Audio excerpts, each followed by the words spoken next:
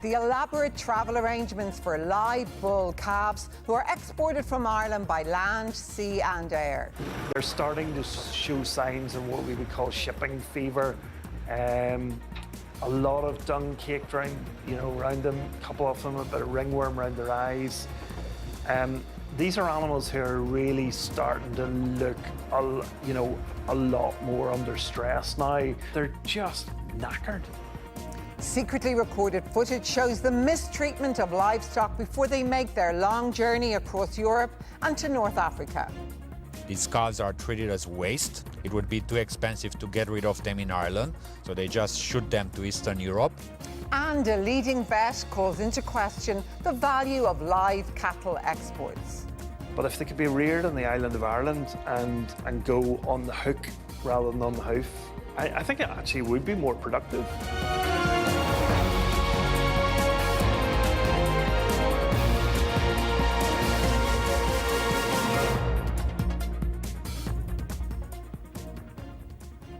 Hello and welcome to Prime Time. Well, tonight we bring you an RTÉ Investigations Unit report which reveals more shocking scenes of animal cruelty in the Irish dairy sector. Tonight's programme builds on last year's investigation, Milking It, Dairy's Dirty Secret. We ask what has changed and find out if the calf slaughter ban introduced after last year's programme worked. Well, prior to travelling to Beirut to cover the war in Lebanon, Fran McNulty was working with RTÉ Investigates on this story. This report will take us the length and breadth of Europe to the Middle East and North Africa. This programme includes scenes which viewers may find distressing.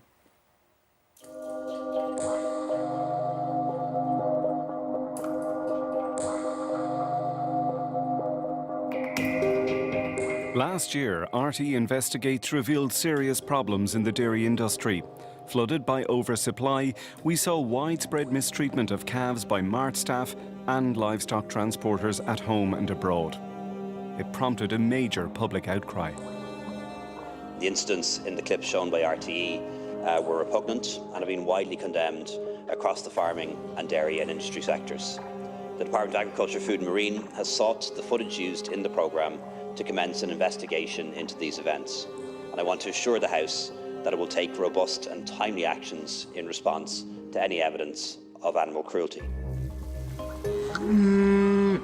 15 months on, the department says that investigation is ongoing. However, there's a 12-month time limit on charging people under the Animal Welfare Act, which makes prosecutions unlikely.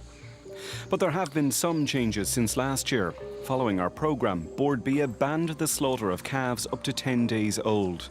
Despite the ban, tonight we can confirm that 220 farmers have breached that ban by killing baby calves. It's just one of the many knock-on effects brought about by overproduction. The other option is to export them at a low price. Last year's programme showed activists from Dutch-based Eyes on Animals visiting Cork and Kerry to observe first-hand a calf auction. The export of live animals is a top priority for animal rights campaigners. Dus we zijn net gearriveerd bij Castle Island Markt. We zijn markt in Kerry, Ireland. They were told some calves would overnight at a lairage run by Hallisey Livestock Exports Limited, situated in Fossa, just outside Killarney. Hallisey's is a highly successful calf assembly centre, approved by the Department of Agriculture to transport a high volume of calves to Europe. Hallisey's in Fossa is not connected with a similar named livestock business in County Limerick. Hi. Activist Leslie Moffat called uninvited to ask if calves were fed milk prior to their long journey. She wasn't allowed in and was quickly asked to leave. Out. I just wanted to ask you. Really? Yes. You're on private property. Out. Okay. I can understand it causes tension, but I did say who I was. I had a smile on my face. I explained exactly who I was and for what organisation I was working for. This year, Ireland's dairy industry produced 1.4 million calves before the autumn calving season kicked in. Ireland exports 94% of its dairy. It's a huge dairy producer. And what do you do with all those calves? We wanted to ask Minister for Agriculture Charlie McConalogue about progress made on calf welfare. In declining our request for interview, we were told it wouldn't be appropriate for the Minister to discuss it, seeing as his department's investigation was ongoing.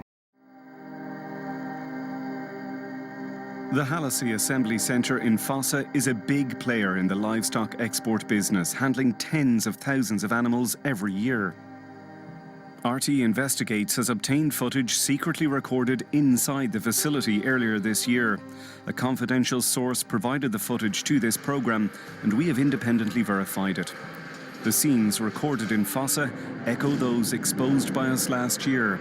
This is the first time this footage has been broadcast. Covert filming over a 4-day period in March captured calves being dropped off and grouped together in pens and barns. They were fed a milk replacer.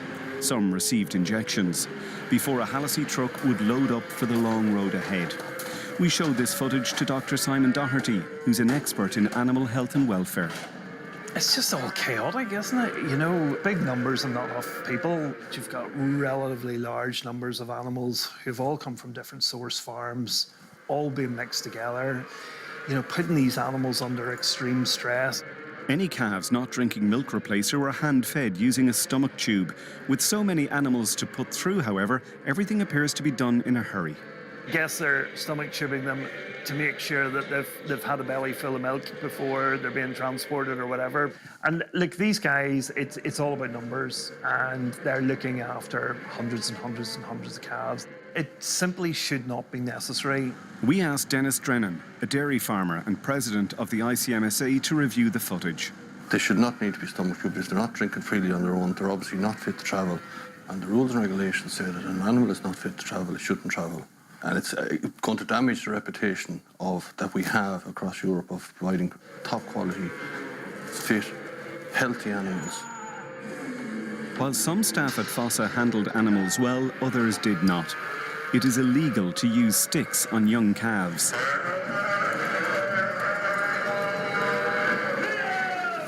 There's practices happening there, Fran, that I wouldn't tolerate, or any Irish farmer wouldn't tolerate on their farm. There's rules and legislation that covers how you treat your animals.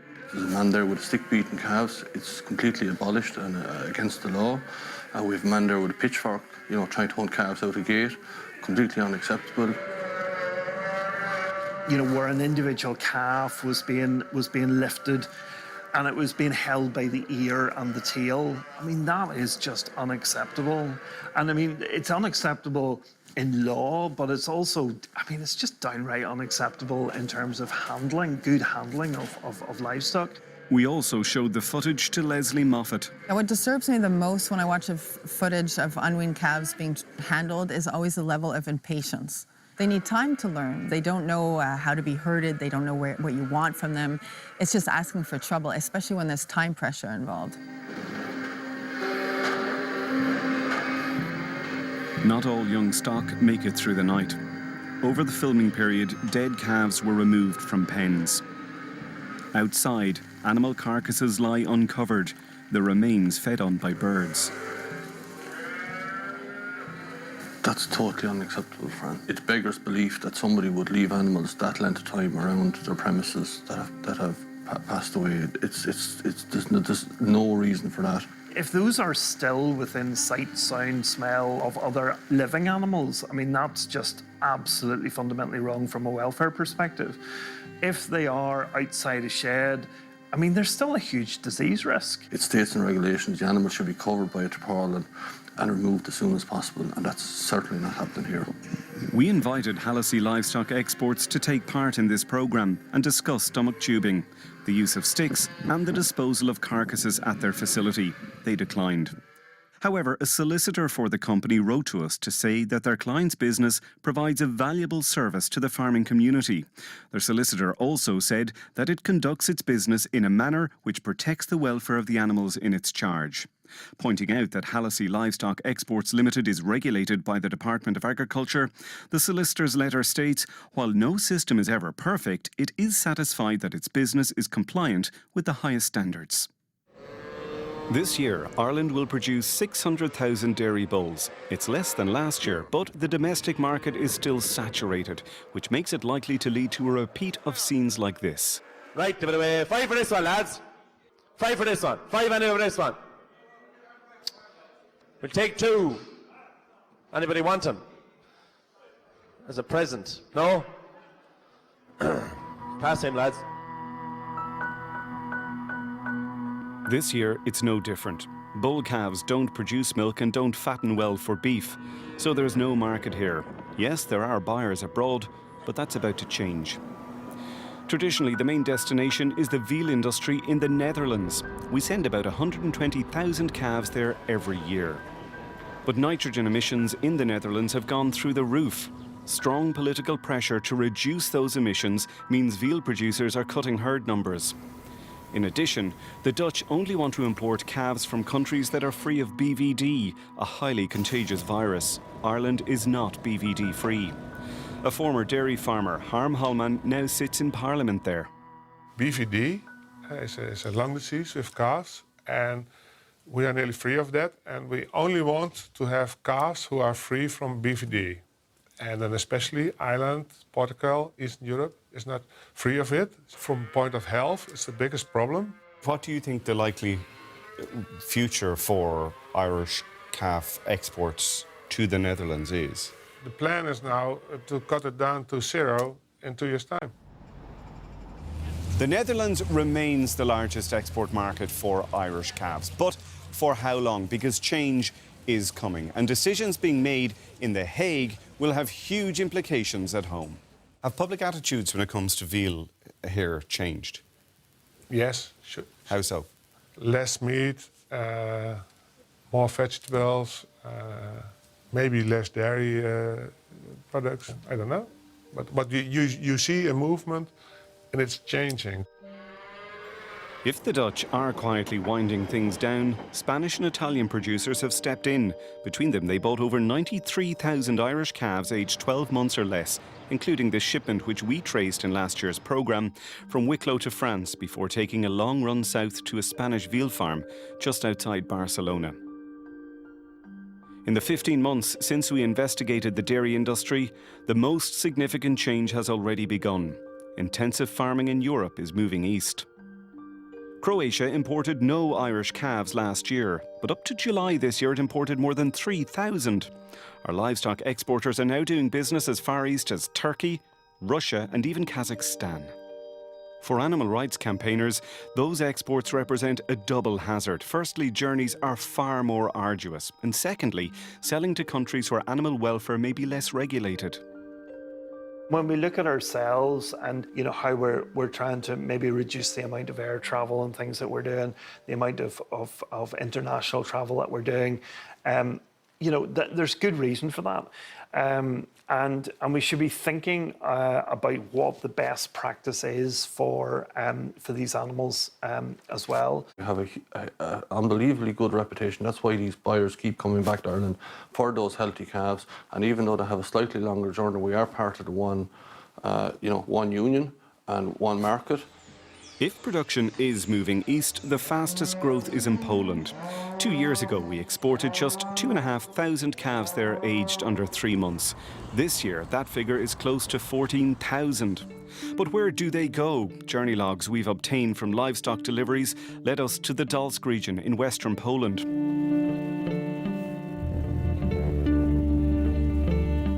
Further investigation brought us here, to the tiny village of Mystyczyn.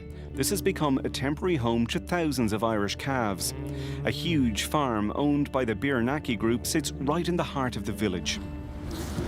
We knew that Irish calves were being brought to this farm. We uncovered documents which prove that, and there are hundreds of them here.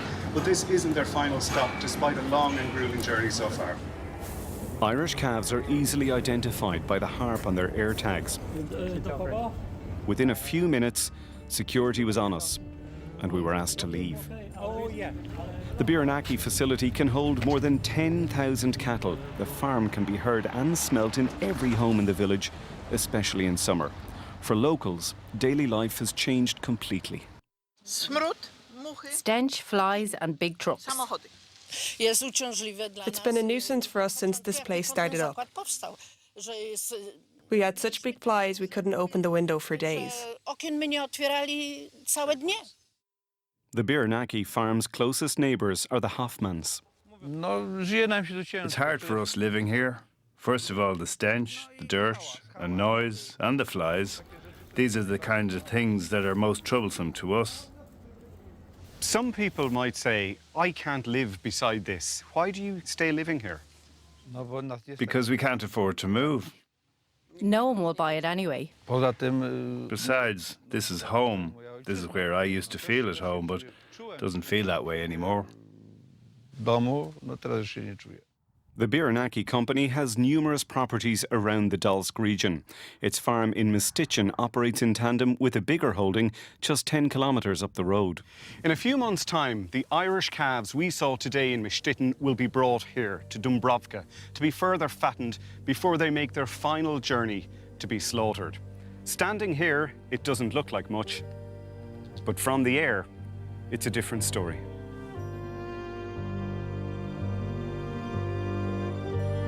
The scale of the operation is startling. Only 64 people live in Dubrovka. That means there are roughly 220 animals to every person. The farm's environmental impact brought a group of local women together, further troubled by a proposal to expand the Biernacki farm to around 50,000 animals. Nie wiem, skąd Biernacki bierze cielaki. Być może, nie jestem w stanie. I don't know where Biernacki gets his calves from. I can't tell. Maybe the calves do come from Ireland. I can't say for sure. But if that is where they are coming from, for me, that is unacceptable. Dla mnie to jest niedopuszczalne. We asked the Biernacki group about the issues raised by locals in Mistitchen and Dubrovka. We received no response. For Ireland's live exports, travelling thousands of miles is now commonplace. Those journeys present a growing concern for leading veterinary experts. I don't think they should be happening. And certainly this whole, taking a step back from all of this, but if they could be reared on the island of Ireland and go on the hook rather than on the hoof, I think it actually would be more productive, but it would also be an awful lot more welfare friendly. Irish calves transported to Poland by truck usually travel by ferry from Rosslare to Cherbourg in France and then take the long run east. It's a 5-day journey. Ireland will export over 200,000 calves this year, so the trucks need to keep rolling. The relief valve, new markets in lower price destinations like Hungary, Slovakia and Greece. All part of Irish dairy's response to the many challenges it faces. One of the fastest growing markets is Romania.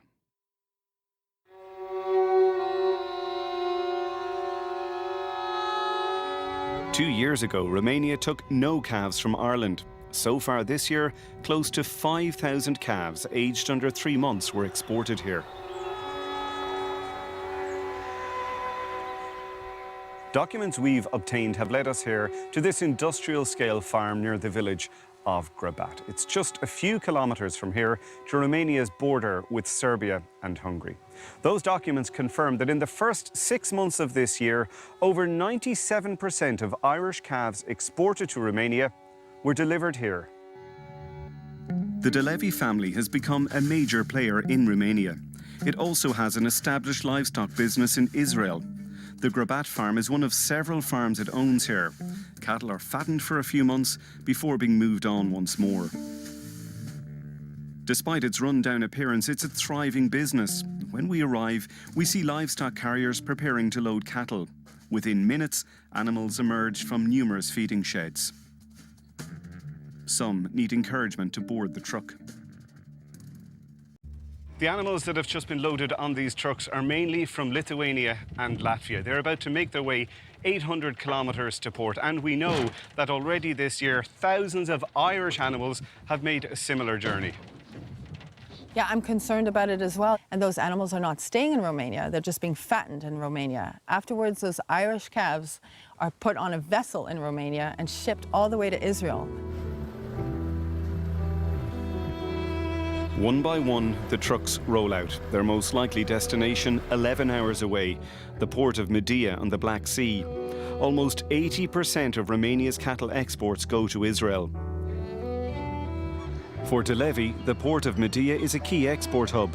The company uses this vessel, the Phoenix 3, to ship livestock from Medea to Israel, where it runs feedlots prior to slaughter. Later on, as night falls, we meet one of Romania's most prominent animal rights campaigners. Gabrielle Pawn has been investigating the sector for decades and knows the De Levy company well. Gabrielle, how are you? Hi, Fran. All good. Good to meet you. See you. De Levy is a very large company.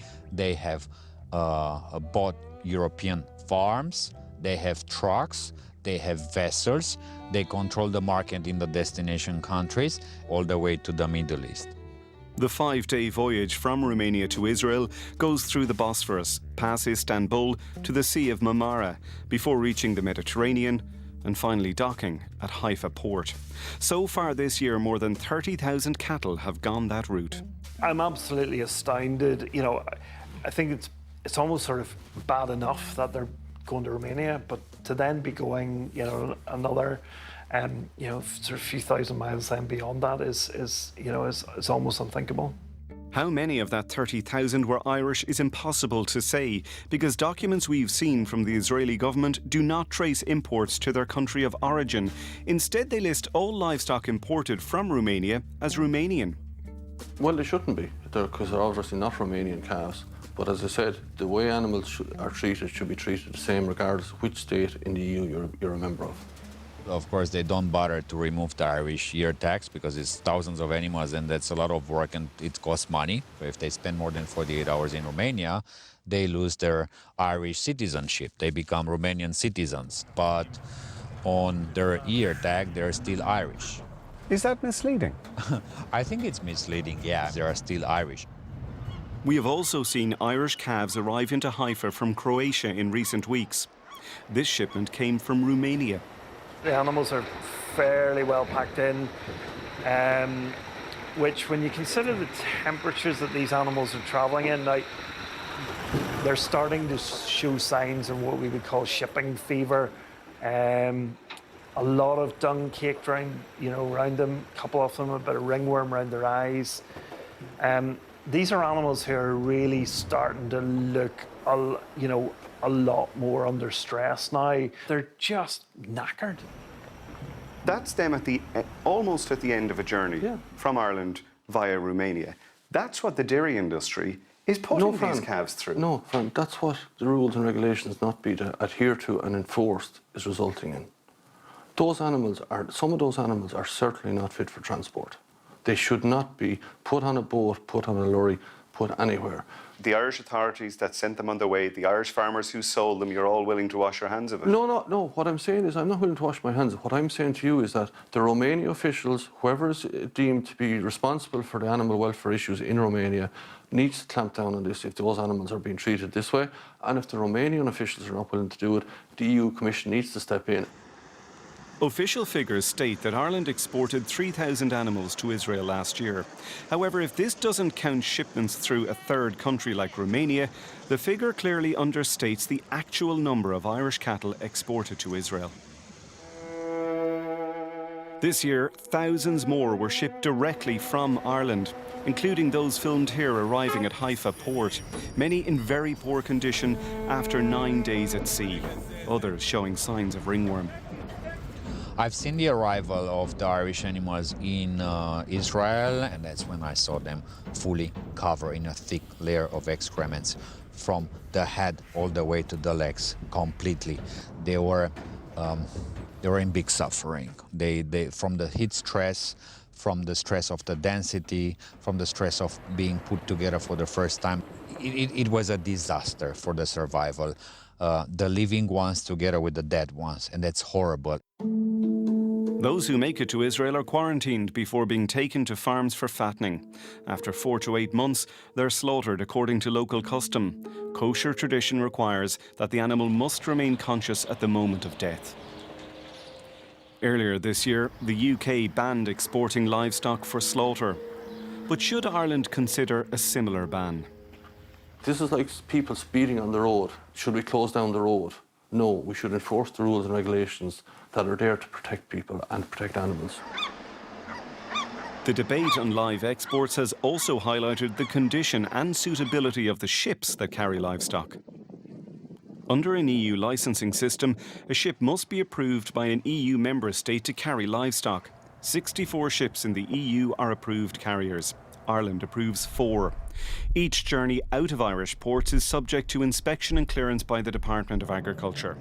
This carrier, approved by Ireland, is just one of 4 of the 64 EU vessels that are purpose-built for this role. Most of the other carriers are converted cargo ships. Over 90% of the vessels transporting animals, live animals, are not designed for animals. Like this one, for instance, which is not approved by Ireland but is approved by France.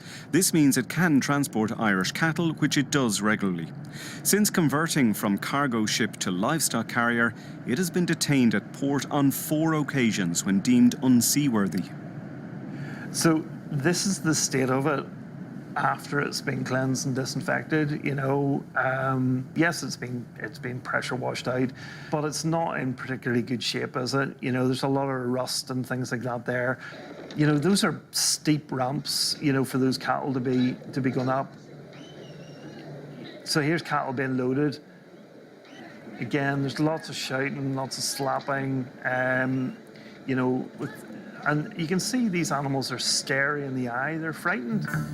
Apart from generating income from low-value stock, exporting hundreds of thousands of live animals keeps in check our greenhouse gas emissions.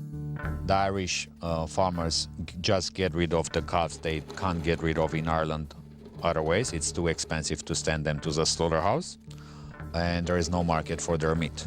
Therefore, they're happy to get rid of them at any price. Irish exporters, with the assistance of Bord Bia, continue to find new buyers. Opening up new markets is heralded as an unqualified success, but the search has led in some unexpected directions.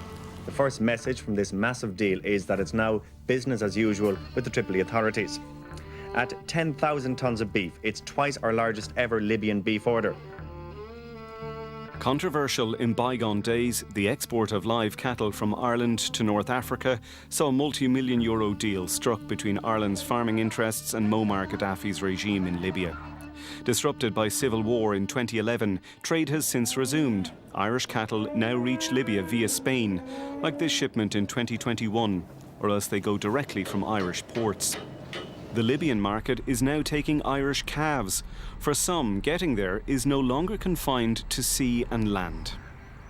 In response to FOI queries about Libya, the Department of Agriculture provided a heavily redacted journey log dated May 9th, which indicates this truck drove 112 calves to France before delivering to a commercial airfield in Belgium. The calves were transferred to a plane and flown as cargo to Libya. 3 weeks later, the same truck repeated the delivery with 175 calves. In reply to a parliamentary question, the Minister for Agriculture confirmed the Cherbourg, Belgium route in airlifting unweaned Irish calves to Libya. It just seems absolutely nuts how air freight is a way of transporting calves that apparently have so little value in the island of Ireland. Does it say something to the desperation to get them off the island, that we're willing to drive them to Belgium and stick them on a plane? Yeah, I think it does, unfortunately. It seems so far-fetched that, you know, it almost doesn't seem real. In fact, the North African market appears to be booming, with large orders from Algeria, Tunisia and Morocco. This purpose-built vessel at Greenore Port in County Louth loading for a shipment to Casablanca. More than 2,300 cattle were taken on board. 3 days into the sailing, the ship ran into force-7 winds, making it a severely difficult crossing for animals and crew. On arrival in port in Casablanca, the carrier unloaded and cleaned out before turning back for Greenore, ready to fill up again for Morocco. But cattle on the hoof is only part of the export business. Irish beef on the hook is travelling further too, much further. Earlier this month, as part of a Bord Bia trade visit to the Far East, the Agriculture Minister talked up other possibilities. I am in China promoting Irish beef and Irish dairy. Looking forward now to heading to South Korea tomorrow morning and opening up the Irish beef market for the first time there.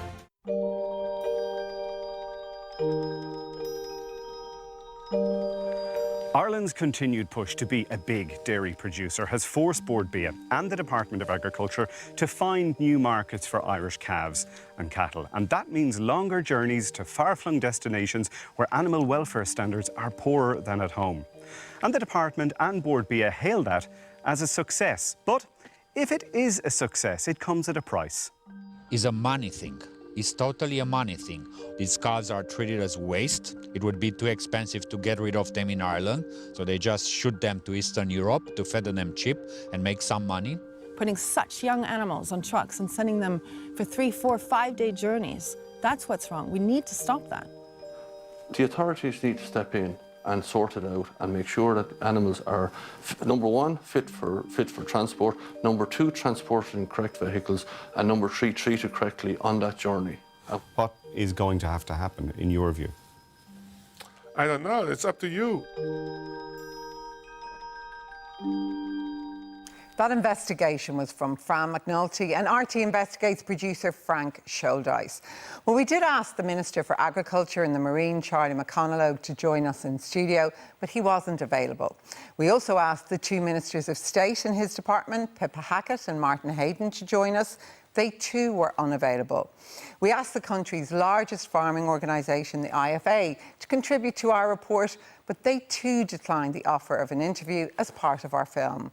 And we also asked Bord Bia, the state agency which promotes exports, but its chief executive was also not available to join us tonight. Well, that's it from tonight's Prime Time. We're back on Thursday. But before we go, we want to pay tribute to our most loved colleague, Rona O'Byrne, who died on Friday and who worked as the production manager on Prime Time for decades. Rona was, quite simply, the beating heart of our programme. She was the very best of us and everything that is good about what we do. Much is written about public service broadcasting, but there's never been a better example than Rona of what a public service broadcaster truly is. She also happened to be the kindest, most caring person on earth. All of our thoughts tonight are with her adored son Harry and all of her family. Ar yesh J Gareb Ahanam Jeelish.